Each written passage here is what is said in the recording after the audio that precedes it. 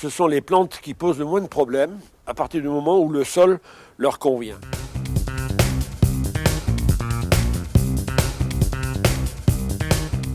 Alors l'opération de plantation est une opération essentielle. Si le terrain convient et est déjà acide, il conviendra systématiquement aux plantes de terre de bruyère. Donc la première opération est de creuser un trou qui devra faire 3 fois le diamètre de la motte. En profondeur, ce n'est pas très important. L'essentiel de l'enracinement est superficiel.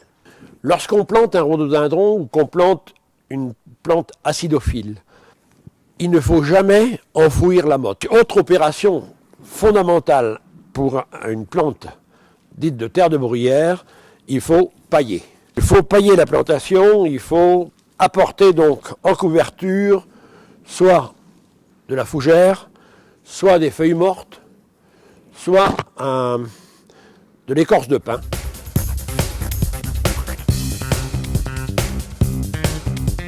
Ne pas apporter d'engrais et attendre le début de l'hiver suivant en apportant non pas d'engrais mais de la matière organique.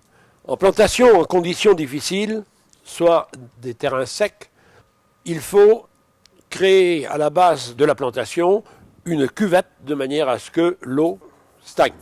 Par contre, si le terrain est ou trop humide ou trop calcaire, il est possible de planter des plantes acidophiles en apportant de la terre de bruyère sur une profondeur d'environ 30 à 40 cm et de créer là son massif en bordant éventuellement cet apport de terre de bruyère par un muret en pierre sèche ou des troncs traités, etc. Et vous plantez, à ce moment-là, les sels minéraux ne remonteront pas et la santé de la plante vous est garantie.